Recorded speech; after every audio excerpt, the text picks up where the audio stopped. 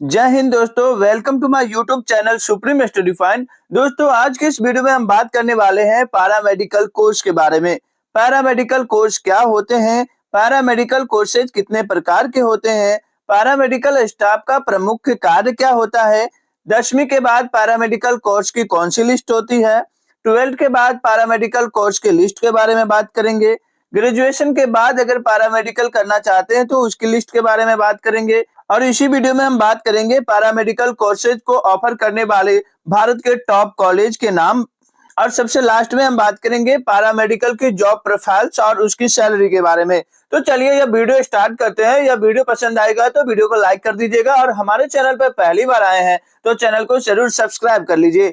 आप एक कमेंट करके जरूर बताएं कि अभी आप कौन से क्लास में पढ़ रहे हैं और अपने कैरियर किस दिशा में ले जाना चाहते हैं, यानी कि आप क्या बनना चाहते हैं। तो चलिए वीडियो को स्टार्ट करते हैं। पैरामेडिकल कोर्स वह कोर्स होते हैं जिनको करने के बाद आप हेल्थ केयर के क्षेत्र में चले जाते हैं। अब अगर हम इसे साधारण शब्दों में समझे तो पैरामेडिक उन्हें बोलते हैं जो एक्सरे करते हैं, सोनोग्राफी करते हैं, फिजियोथेरेपी करते हैं। पैरामेडिकल कोर्स करने वाले छात्रों को पैरामेडिको कहा जाता है। एक पैरामेडिक हेल्थ केयर की सर्विस करने के अलावा इमरजेंसी कंडीशन में मरीज को पहली ट्रीटमेंट भी वही देता है जिसे फर्स्ट एड कहते हैं। हॉस्पिटल में इमरजेंसी कंडीशन में ज्यादातर पैरामेडिकल स्टाफ ही मौजूद होता है।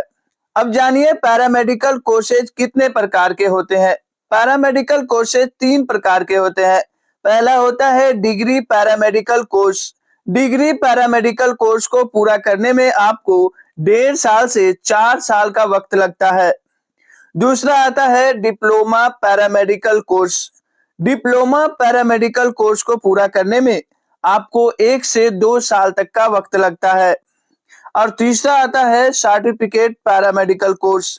सर्टिफिकेट पैरामेडिकल कोर्स को आप 1 साल से 2 साल के अंदर पूरी कर सकते हैं। अब बहुत सारे स्टूडेंट के मन में यह बात आ ही रही होगा कि पैरामेडिकल स्टाफ का प्रमुख कार्य होता क्या है। हम जो पैरामेडिकल कोर्स करेंगे उसके बाद मुझे क्या क्या कार्य करने को मिल सकता है। पैरामेडिकल स्टाफ के कुछ महत्वपूर्ण कार्य के बारे में मैं बता देता हूँ। पैरामेडिकल के महत्वपूर्ण कार्य है मरीज के उपचार के लिए डॉक्टरों और चिकित्सा की टीम के अन्य सदस्यों के साथ मिलकर काम करना होता है। दूसरा होता है रोगियों को विशेषज्ञ देखभाल देना। विशेष क्षेत्रों में विशेष तकनीकी कर्तव्य को निष्पादित करना शामिल है, जैसे ऑपरेशन थिएटर इत्यादि। तीसरा आता है सैंपल प्राप्त करना। जितने भी जांच होते हैं पेशेंट का, उसका सैंपल प्राप्त करना, लेवल करना और विश्लेषण करना इत्यादि शामिल है। नंबर 4 में आता है मानक प्रक्रियाओं के अनुसार प्रयोगशाला परीक्षण को डिजाइन करना और उन्हें एग्जीक्यूट करना भी शामिल है। अब मैं स्क्रीन पर शेयर करूंगा आपको 10वीं के बाद टॉप पैरामेडिकल कोर्स की लिस्ट।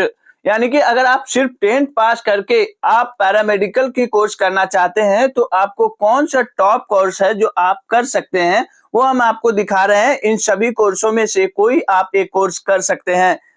कुछ स्टूडेंट का मन होता है कि हम 10वीं के बाद नहीं, 12वीं साइंस के बाद, यानी कि अगर आप 12th में साइंस से पढ़ाई किए हैं, बायोलॉजी मेंस में रख के, तब अगर आप पैरामेडिकल कोर्स करना चाहते हैं 12th के बाद, तो आप कौन सा कोर्स कर सकते हैं, कितनी लागत आएगी। जो टॉप कोर्सेज है ना दोस्तों, उसको ही मैं स्क्रीन पर शेयर कर रहा हूं। उसे आप देखें कि कौन कौन से कोर्स आप कर सकते हैं, क्या आपको समय लग रहा है और उस कोर्स करने में क्या आपका खर्च आएगा, ये सभी हम आपको शेयर कर रहे हैं स्क्रीन पे।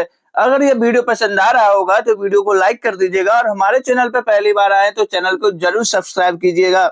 जैसा मैंने आपको अभी बताया है कि 10th के बाद पैरामेडिकल कोर्स कर सकते हैं, 12th के बाद भी कर सकते हैं। अगर आप ग्रेजुएशन में साइंस किए हुए हैं और फिर आपका मन करता है कि मैं पैरामेडिकल कोर्स करूं, तो आप ग्रेजुएशन के बाद भी पैरामेडिकल कोर्सेज कर सकते हैं। उसके लिस्ट मैं आपको स्क्रीन पर शेयर कर रहा हूं। जो भी टॉप पॉपुलर कोर्सेज है पैरामेडिकल का मास्टर लेवल का, वो आपको मैं शेयर कर रहा हूं। उसकी अवधि यानी कि समय कितना लगेगा उस कोर्स करने में और उसकी सालाना फीस क्या है, ये भी मैं आपको शेयर कर रहा हूं।